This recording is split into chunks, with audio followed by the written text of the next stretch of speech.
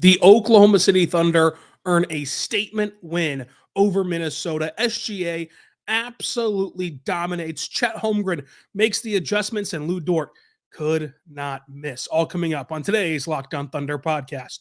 You are Locked On Thunder, your daily Oklahoma City Thunder podcast. Part of the Locked On Podcast Network, your team every day.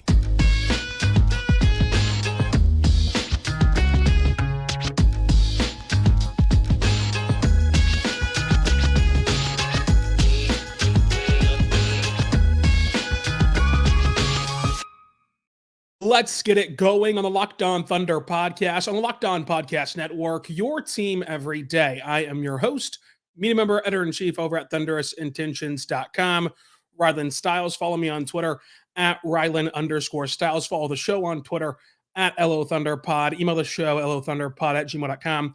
On today's show, brought to you by GameTime, we're diving into the Oklahoma City Thunder earning a statement win over the Minnesota Timberwolves. SGA dominates this game. DORT was on fire. Micic minutes happened. We'll talk about it all on today's show, brought to you by GameTime. Go download the GameTime app, create your account, use code LOCKEDONNBA for $20 off your first purchase. What a game this was. The Thunder come into this game fully healthy. J-Dub was questionable with an illness. He played very well. Josh Giddey questionable with an ankle injury. He played well. Karl-Anthony Towns came in questionable for Minnesota. He missed their previous game.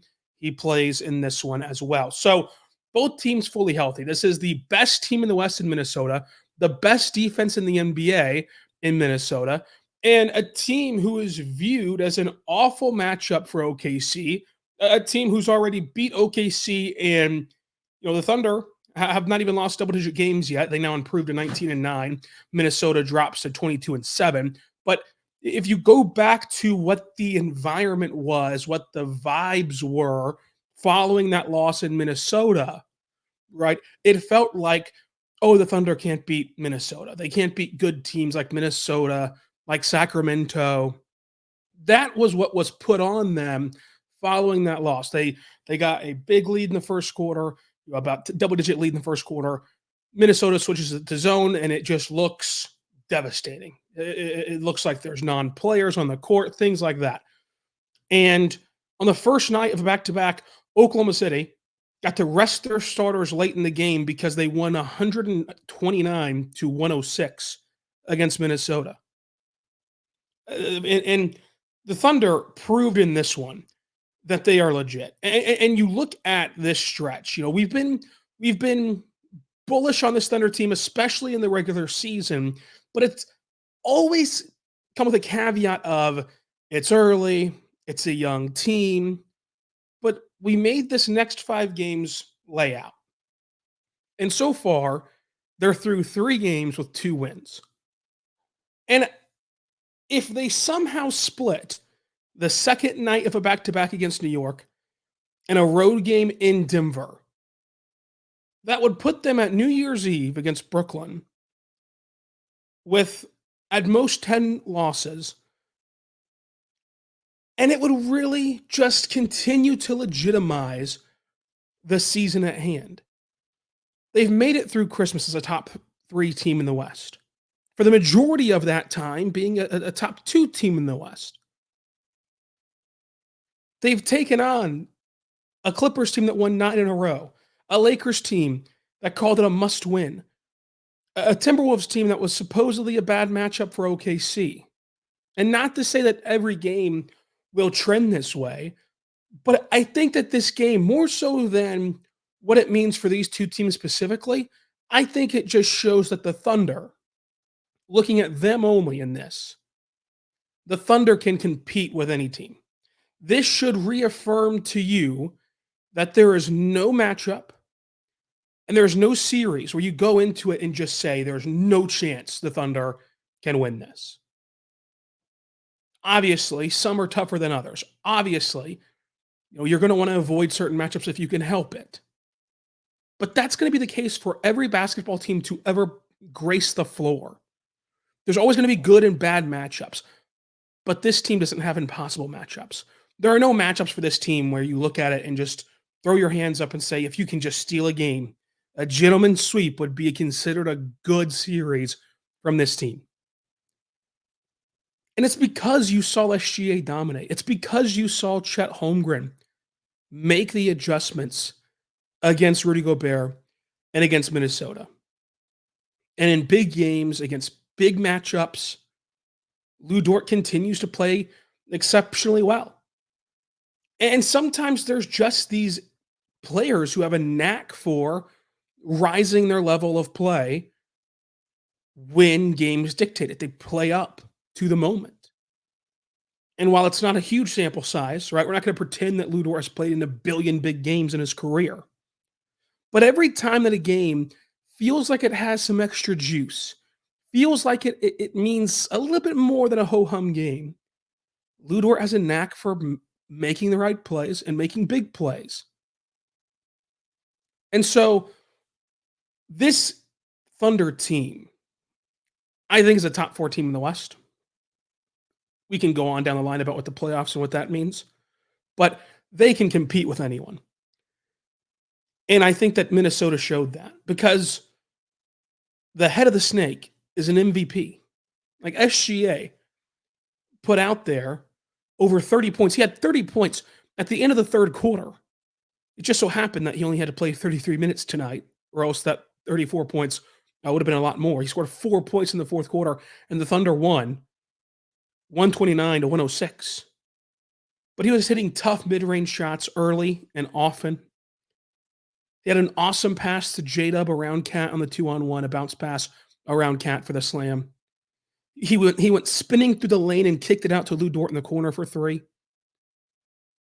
Hitting tough step-through moves after he got switched on to Rudy, isolated him, backs him down, gets him in the air, step through, easy bucket. And what is so encouraging is that there is no Shai stopper, right? No matter what you do game to game, more often than not, Shai's going to find a way to succeed. And you saw that against Minnesota. They threw everything at Shai, and none of it worked. They threw Nickeil Alexander-Walker, Anthony Edwards, Rudy Gobert, Kyle Anderson. They threw everything at SGA. Jaden McDaniels, and it did not matter. Naz Reid at times, and it did not matter. SGA was able to shoot 73% from the floor. And you can talk all you want about free throws and getting calls. SGA took a lot of contact and only shot 7 free throws. Went 6 for 7 at the charity stripe. And Anthony Edwards, to his credit, got 13 free throws, got to the line a lot, drove hard to the rim, scored 25 points in this game. But SGA gets it done on both ends, 2 steals and a block. He is truly an MVP caliber player. I don't think that you can have him lower than 3 right now on your ballot. But for a guy who finished top 5 last year in MVP and was a first-time All-Star and was all NBA first team, it felt like there was not another gear to hit, not another step to take, not another leap to make. But he's done it somehow. The motor to play on both ends is out of this world, and it's an unbelievably rare occurrence to do it night in and night out on the perimeter. There are guys who can rear back and get that fastball, right, in the playoffs or in certain matchups. They can rear back and go play that way for 48 minutes of playing excellent defense and leading the way offensively. There's not very many guards who can do it on both ends every single night, who can have SGA's usage rate on offense and be as good as him on defense. That is truly unprecedented in Adam Silver's NBA. Like this is something to behold of what SGA is doing. And again, what's so encouraging is I don't know how you take him away. This is a guy who who does not light it up from three. In fact, goes 0 for 3 tonight from three and still shoots 73%. 0 for 3 from three on really good looks and still shot 73% from the floor. That shows you how good he was inside the arc to still hit that number. This is a guy who you would live with shooting a three because for whatever reason, they just don't go in often enough for SGA. And yet you still can't guard him. You still don't know where to pick him up on the floor. Like most of the time, there's a detail-oriented scouting report of when to pick up guys whenever they bring the ball to the floor. How much space to give them, how much pressure to put on them at certain areas on the floor. No matter what you choose to do, it's wrong when you're defending SGA. You can't give him the mid-range, so you can't back off and try to wall up at the rim. Right? And if you press too far up in the mid-range to take away his mid-range shot, he can just use an assortment of moves to get to the basket. And then if you send help and you rotate hard or double team or blitz him off the pick and roll or collapse in the paint as he's driving, then he's just going to beat you with math of, hey, there's 3 guys on me, somebody's open. And he has a knack for finding the right guy. There's oftentimes he finds the right guy and the shot just doesn't go in, so it doesn't necessarily boost his assist numbers, but the process was still there to where then you get nights like this where Chet's hitting threes, Isaiah Joe's hitting threes, Dort's hitting threes, and you get nights like this one from SGA. For all intents and purposes, he played 3 quarters and had 9 assists and 34 points. A unreal game from SGA. And again, Minnesota's fully healthy. Minnesota went to that dreaded zone early on in this game, and it did not work. A lot of this comes down to make or miss. And you saw that, unfold these last 2 games. The Thunder could not hit water out of a boat against the Lakers, and they could not miss against the Timberwolves. Part of that is just the way the ball bounces, but part of that is because of how talented the Thunder team is. So it's interesting to kind of note, but when you break down this game, you can continue to see how the Thunder can match up with anyone. But you should be matching up with our good friends over at eBay Motors because eBay Motors is here for you twofold. Number one, they've teamed up with our good friends at Locked On Fantasy Basketball, Josh Lloyd, to bring you the best fantasy picks each week and all season long. So no matter if you are prepping for your daily draft or scouting the waiver wire, each week they're going to provide for you the guaranteed fit for your roster. eBay Motors Guaranteed Fit Fantasy Pick of the Week. Josh Lloyd has laid out some players to choose from. Dante Exum, Jaden Ivey, Isaiah Hartenstein, Jalen Johnson, and Taurean Prince.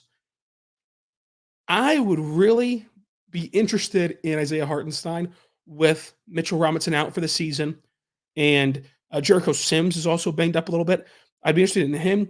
I'd also be interested in Dante Exum, but I'm going to go with Isaiah Hartenstein for this one for the eBay Motors Fantasy Pick of the Week to make sure that you have the perfect fit for your fantasy championship. And eBay Motors will deliver you the championship on and off the road with this perfect fit because with eBay Motors, they also have over 122 million parts for your number one ride or die to make sure that ride stays running, keeps on running for you. eBay Motors will get you brake kits, LED headlights, roof racks, bumpers, whatever your baby needs to keep going. eBay Motors has it for you with their guaranteed fit. And I love it because, frankly, I don't know anything about cars, nothing. So I just tell them my make, my model, my year, and they're only going to show me car parts that are compatible with my vehicle. So make sure you're burning rubber, not cash at eBay Motors. Keep your ride or die alive at ebaymotors.com. eBay's guaranteed fit is only available for U.S. customers, and it's eligible items only, and exclusions do apply. But check them out today, eBay Motors. We're back on the Locked On Thunder podcast, on the Locked On Podcast Network, your team every day. Thank you so much for making us your first listen every single morning, every single day. We're here for you, talking Thunder basketball. Folks, what a time this is. Subscribe for free across all podcasting platforms and on YouTube because this is going to be a fun second half of the season in Oklahoma City and a fun postseason return. Got to the play-in last year in OKC. Playoffs is what's inbound this year. That's partly due to Chet Holmgren. You look at this game as a whole from Chet. Got past Rudy Gobert on the bounce a lot. Was able to pull off a give and go with Josh Giddey where Chet's on ball, uses a pump fake to get Rudy in the air, dishes it off to Josh Giddey and sprints to the rim. The pass from Giddey feeds into a perfectly open and good layup from Chet at the rim. Rim finish for Chet there. And you're also seeing his creativity just as an on-ball weapon and kind of why the Thunder, I think, placed a point of emphasis on playmaking and decision-making and using guys who can process the game quickly. Because Chet Holmgren, like we've seen in these first 25, 6, 7, 8 games, we've seen Chet Holmgren hit many a turnaround off-balance shot.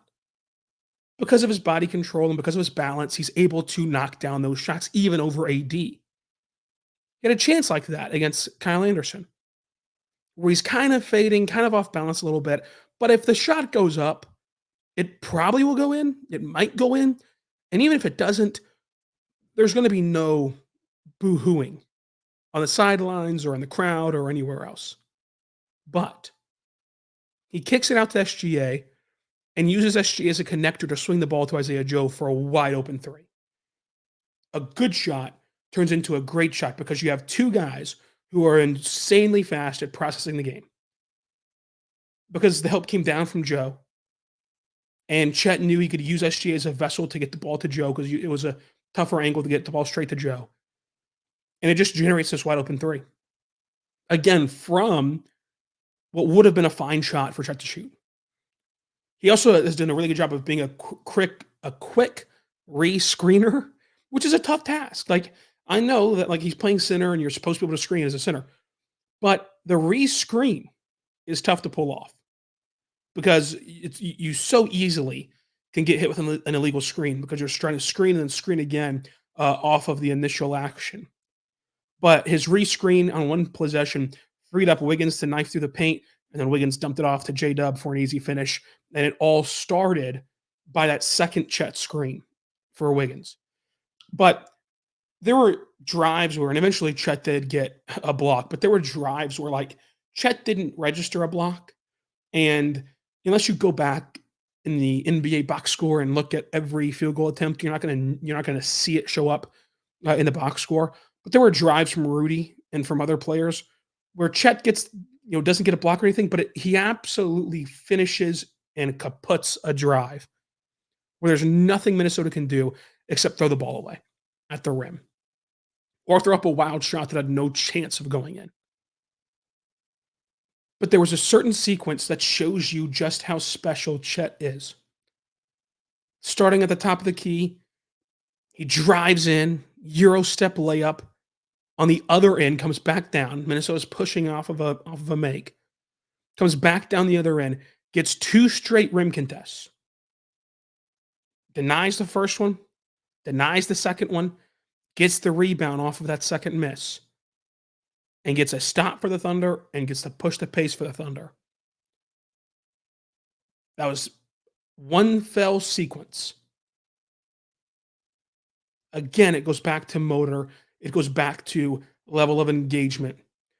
A nice Euro step layup right back down the floor to get in defensive position. And then he's so good at the recovery after the initial jump. Like watching Chet Holmgren jump and like he really does jump. He doesn't like just throw his arms up and hope for the best because he's 7'1". Like he jumps and attacks the ball. But he gets back down on the floor and can re-jump as though there are just springs in his legs. He embarrassed Rudy Gobert multiple times. Step back in the mid-range, getting around him off the dribble, knocking down threes whenever nobody was out there, contesting him, which again presents a tough guard and a tough matchup for other teams. And I'll say it for Chet specifically. Remember what was said about Chet against this very team less than a month ago. Against this very team. He couldn't play against Rudy. In this very game, Rudy posters Chet and gives him an extra flex. And then from there on, from that moment forward, was when Chet did the majority of his damage.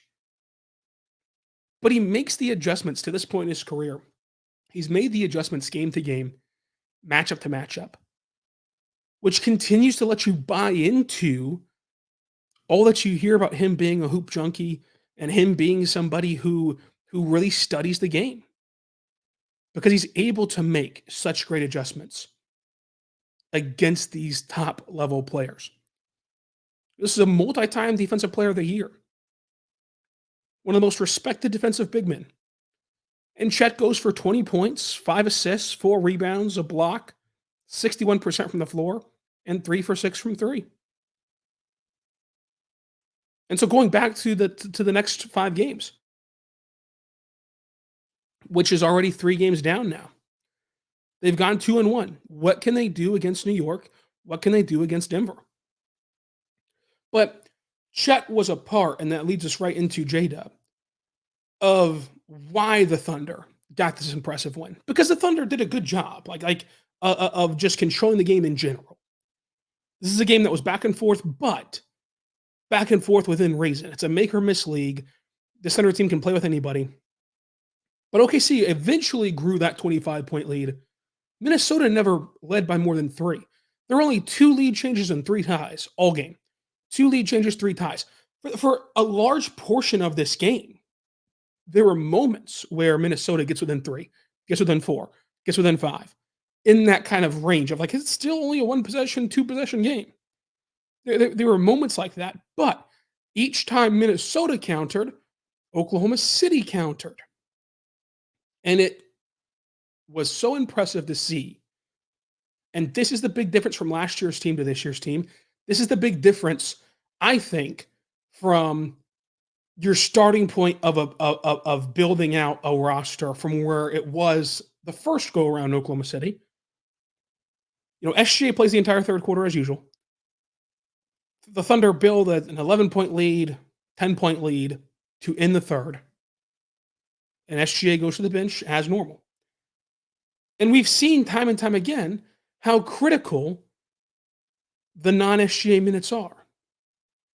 And for SGA to be able to leave a game and oftentimes come back to either a maintained lead or a 5-point fluctuation either direction, 3-point fluctuation either direction, is so valuable, because Shai is a player who, the moment you insert him back into a game, he doesn't need possessions to ramp up. He is just in attack mode, just in kill mode. And what Chet Holmgren helped the Thunder do is that he helped J-Dub and he helped the Thunder fill that void with SGA not on the floor, expand the lead with SGA not on the floor, and put this game to bed early on to where the Thunder legitimately were resting their guys at the end of this game, which is so valuable on the front end of a back-to-back. SGA played 3 minutes in the fourth quarter. 3 minutes in the fourth quarter. If you would have said that, 12 hours ago, what direction do you think that this game went? But the Thunder have the depth to be able to handle moments like this, where J-Dub looks so comfortable running the floor as the lead guy. He had a hot shooting night from start to finish in this one. Was hitting some really impressive threes. Hit a contested 3, off balance 3 even. Goes 4 for 6 from beyond the arc. 21 points, 1 rebound, 3 assists, 2 blocks, 63% from the floor. And just dominated this game in the fourth quarter. This team is at such a fantastic starting point. And that's what this is a starting point. Because you have an MVP level player who can pass the baton to 2 all-star caliber players. Not to mention what you gain in this game from Lou Dort, what you gain in this game from Isaiah Joe, what you gain in this game from Kenrich Williams, what you gain in this game from Giddey and Micic and everyone else. But J-Dub, who of course battled illness, some sort of illness. I don't know about you, but whenever I get under the weather, I don't feel like doing anything, much less going out in an NBA game against the best defense in the NBA and dropping 21 points. As J-Dub gets more and more comfortable as the guy, and as the games go by, you see it every night, where he's getting more accustomed to leading the show with no SGA. As that comfortability grows, so does the Thunder's potential. So does the Thunder's ability to knock off top teams in the NBA. And so does the Thunder's ability to go far even this season, much less on down the line, much less what they can eventually build into with a plethora of assets and all that they have compiled up. Coming up, let's talk Lu Dort. Let's talk this team in general. But first, I want to say right now, but your friends over at GameTime, I thought this was a perfect game to use GameTime. I think that this is a perfect example of what GameTime is great for, because it's the day after Christmas. You're off work, family's out of school, family might be visiting in town, and you're trying to figure out, can I make this work? Can I get to the game today? Oh, wait, Giddey's questionable, J-Dub's questionable, Karl-Anthony Towns is questionable, and we didn't learn about J-Dub and Cat, two of the premier players in this game. We didn't learn about J-Dub and Cat until after the coaches talked around 6 o'clock for a 7 p.m. tip. But what GameTime is so good at is their ability to have these last-minute tickets, lowest prices, guaranteed, flash deals, zone deals. You can find and buy tickets for all kinds of events in your area. You get a view from your seat. You get the lowest prices, guaranteed, events cancellation protection, job loss protection. You get it all at GameTime. So, we all love the NBA. A lot of you listening to this are in Oklahoma and can oftentimes discuss going to games. You're going to get the last-minute tickets, you can get the lowest prices, and you can wait until we know the facts of who's playing, who's in, who's out, and what this game will look like. So I love GameTime for that reason. I think that you should go check them out today. When you do, go download the GameTime app, create your account, use code LOCKEDONNBA for $20 off your first purchase. Go there right now. Terms apply. Again, create your account. Redeem code LOCKEDONNBA, LOCKEDONNBA, for $20 off your first purchase. Go download the GameTime app, create your account for the last-minute tickets, lowest prices guaranteed. Last-minute tickets, lowest prices guaranteed. We're back on the Locked On Thunder podcast, on the Locked On Podcast Network, your team every day. Thank you so much for making us your first listen every single morning, every single day. We're here for you talking Thunder basketball. Make sure you go check out the Locked On Sports Today YouTube channel. It is a 24-hour streaming channel on YouTube to have you covered for all the national stories and local ones with our local experts. Check it out today. 24/7 sports streaming channel, first of its kind on YouTube, Locked On Sports Today. Now, Lu Dort. I mean, goodness gracious. This was a game that just showed you, again, Lu Dort stepping up in the big moment, Lu Dort stepping up in a big game, but it is so underrated. Just the pure energy levels that it takes to play the way Lu Dort plays in these games. And against this matchup specifically. He chased Ant all around the floor. He never wanted to switch off of Ant. He never wanted to stay with screeners. He was chasing him around the world, keeping up with his every step, shadowing Ant around the court. That takes a lot out of you.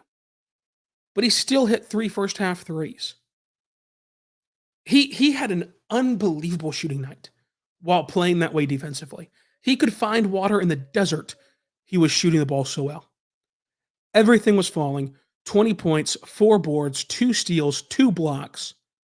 Only 1 heat check, which was good for Lu Dort to play that way, right? Like you're playing at such a high level that it's natural to want to do more on nights where you're feeling it. But yet, Lu Dort still went 5 for 6 from 3 and missed 1 shot inside the arc, which was a heat check, step back mid-range shot. You'll take that any day of the week. Any day of the week.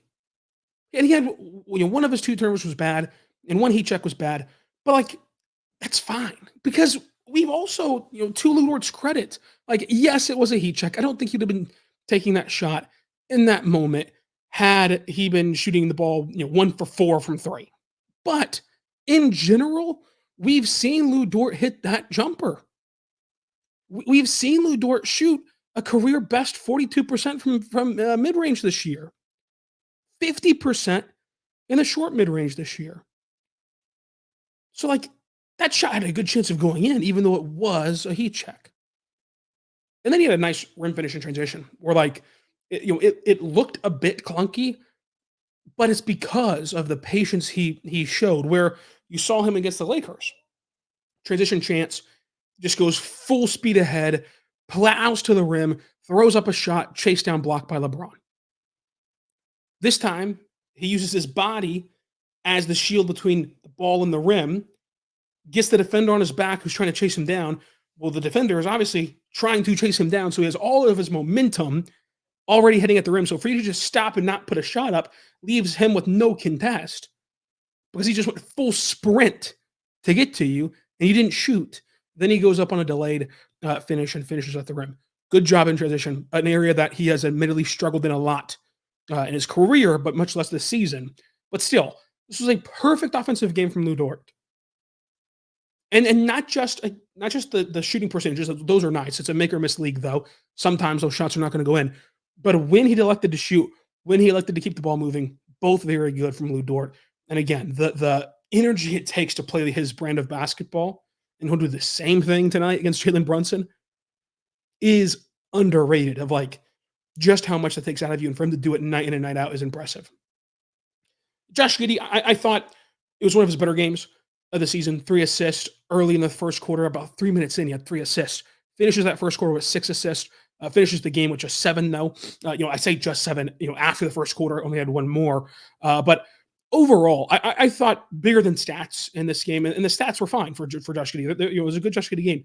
10 points, 7 assists, 2 boards, only 2 turnovers. 1 was plucked away on a rebound, so it was not a playmaking turnover, which is what I think really matters for Josh Giddey. If you fumble the ball away or get the ball wrestled away from you on a rebound exchange, who cares in the broader sense? We usually look at turnovers for Josh Giddey and view them through a playmaking prism. So it's important to denote when they're not playmaking turnovers to kind of give the clear picture on what happened. 7 assists to really 1 turnover for Josh. 57% from the floor, 0 for 2 from 3. Again, good stat game, but forgetting the stats. He only had 1 miss inside the arc. And the process of this game for Josh Giddey was why I would say it is his best game of the year. He was very decisive when cutting to the rim. He was very decisive when attacking the rim, which led to free throws. He had a sidestep floater from Nas. It was not a perfect game from Josh. I would still prefer a few times he settled for floaters where I think that if he would have used or trusted his athletic ability, he could have gotten to the rim harder and at least either got free throws or got a better look than a floater at the rim. But still, had a sidestep floater over Nas. He had the hard attack to get free throws. He had the hard cut from the top of the key to have Chet find him for an easy layup. And even his 3-point misses were fluid misses. And I say that to differentiate from what I mean is like against Minnesota the first go-around, he'd get the ball, top of the key or in the slot, primarily in the slot, and be wide open, nobody around him. Everyone's just looking at him, and he holds the ball. Doesn't pass it, doesn't shoot it, doesn't drive. Like he just holds the ball like a deer in headlights. And that's when you play bad basketball if you're Josh Giddey. In this game, his misses were decisive. His good plays were decisive. He was making overall just quicker decisions offensively, which is what helped this feel like a much better flowing offensive game and what helped lead the Thunder to their best output in terms of field goal percentage and their highest assist game against the best defense in the NBA, in a matchup where conventional wisdom tells you they are best suited to exploit by going to zone and having Rudy roam, Josh Giddey's weaknesses. But when you make quick decisions and force Minnesota to react to you versus being to be able to be proactive, they're not having to be reactive. That's when you see Josh Giddey play at his best. And that's when you see, if you play him along the Thunder, the Thunder get to play better as well. And let's not put the cart before the horse here. There is a much larger sample size this season, and only looking at this season, a much larger sample size of bad basketball from Josh Giddey versus good basketball. So he's got to continue to build on this. But the reason I say go with the stats, even though they were fine stats, if he continues to make quick decisions, I think he'll continue to have the success he had today. It's when you get into the indecisiveness, It's when you get into the ball stopping that is what really just grinds out the Thunder offense to a screeching halt and makes Josh Giddey unplayable. And part of what made Josh Giddey, more suited to play in this game was also his engagement level defensively. Because it's one thing to just be a bad defender, but there were times this year where Josh Giddey was not even a hideable defender because of his lack of engagement and lack of just effort defensively. This was a much better game in that category, and it's what made Josh Giddey a hideable defender and a guy you could keep on the floor. Again, Josh Giddey did not play at this point of attack elite level defensively, but he did play at a playable level defensively. I don't know what it's going to take to click that he's going to do that night in and night out. Same thing with being decisive and having quick reactions. But you got to point out when it happens, and hopefully, for his sake, the 21-year-old guard can string together games like this, and he'll have another chance to come back and do it again, against the New York Knicks, in less than 24 hours. Kenrich Williams, cannot say enough about Giddey Hustle. The way he just injects life into the team, into the crowd, into the game. Three-pointer into the Wolves timeout to put OKC up 9. Wrestles the ball away from Cat for a jump ball. And there was a little bit of chippiness there on the jump ball, just as there was a lot of chippiness last year, Giddey Hustle against Minnesota. He defended and switched on to Ant at times, walling him off on drives, while also being a really good defender of Cat and defending down low well when the Thunder wanted to go small, which just highlights his high-level, dare I say, elite-level switchability. And when after the game, I asked Shai, I asked J-Dub, I asked Dort about Giddey Hustle. And the words were all very similar and all meant the same thing. He's a dog. He's a nasty defender, switchable defender, energy, hustle. That's what encapsulates Kenrich Williams. And that is something the Thunder desperately need. Kenrich Williams is the enforcer. And the enforcer is not some goon that you see in bad hockey movies that just goes out there and beats up the other team. But it's a guy who plays the game the right way, who does the dirty work, and who can push around an opponent if you need them to. If you take Kenrich Williams out of the equation, which the Thunder had to do to start the year due to injury, due to the back spasms, they are a totally different team, mentality-wise, intensity-wise, and effort-wise. When you plop him back in, you see it do a 180 in a positive direction. I think that while his box score will not be eye-popping, probably ever, it's 6 points, it's 3 boards, 2 assists, a steal, 2 for 3 from 3, now shooting 50% from 3 on the year. While his box score will never be just these gaudy numbers, the importance of Kenrich Williams can never be understated. Same with Isaiah Joe.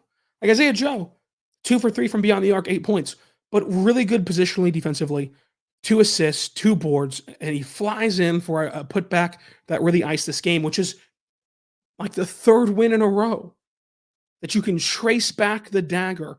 You can trace back the moment the game turned for good to an Isaiah Joe important rebound where he goes and high points the ball and just out efforts the other team. It happened against Denver. There's a big moment like that in a crucial part of the game against LA. And now tonight.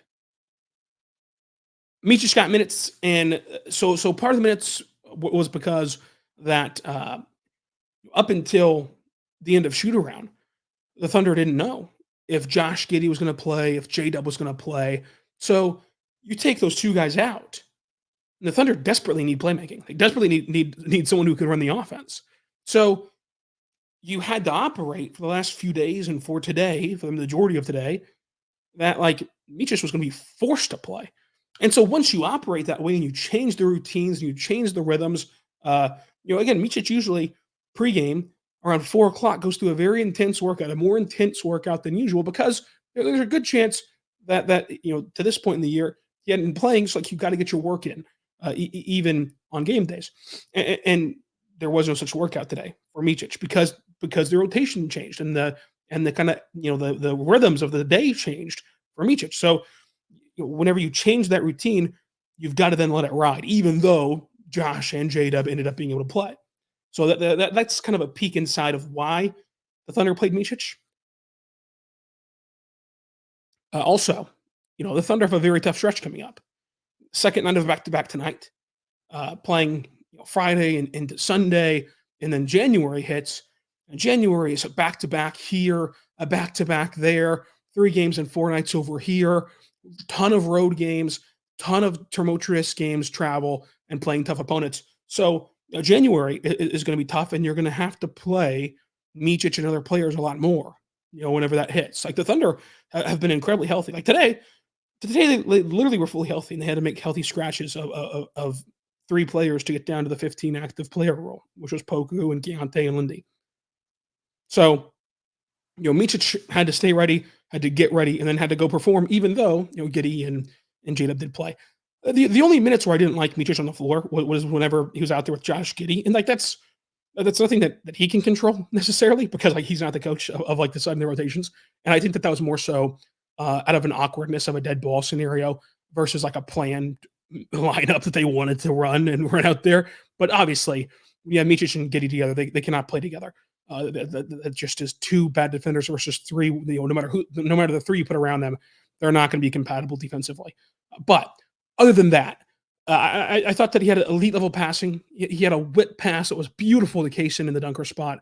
Very nice pass, very nice skip pass as well for an assist. Ends up with 4 assists and being a +7 with 3 fouls, a turnover, 2 boards. The shooting was not great. A lot of the shooting happened in the fourth quarter, and it still was not great, even though it was in garbage time. But still, I don't think that there's ever been a question of if Micic can play. And again, 4 of those misses, over 4, came in the fourth quarter for the 1 for 7 total. I don't think that the question was ever if Micic could play offensively, but it's finding a role for him defensively that will be key. But I think that as the season goes on, and you saw him play in the middle of the zone today, which was an interesting wrinkle to play him in the middle of the zone. I think as the season goes on, he'll find spots that he can play and matchups that he can play against. I think that you could use him on defense similar to the way you use Bertans, where Bertans is an awful defender, but sometimes you want him in the game for shooting. So you try to find the spots where the other team has a stationary corner 3-point shooter, and all that person is going to do is sit in the corner and wait for the ball. Anyone can defend that with a little bit of effort, and Bertans gives a lot of effort. So you love that opportunity if you're the Thunder. Whenever teams play guys like that, you can play Bertans. It's finding what clicks like that for Micic to get him on the floor that will be the hurdle. And also just him overall adjusting to the NBA and adjusting to the pace and the space in the NBA and defending more on an island versus defending in a team concept.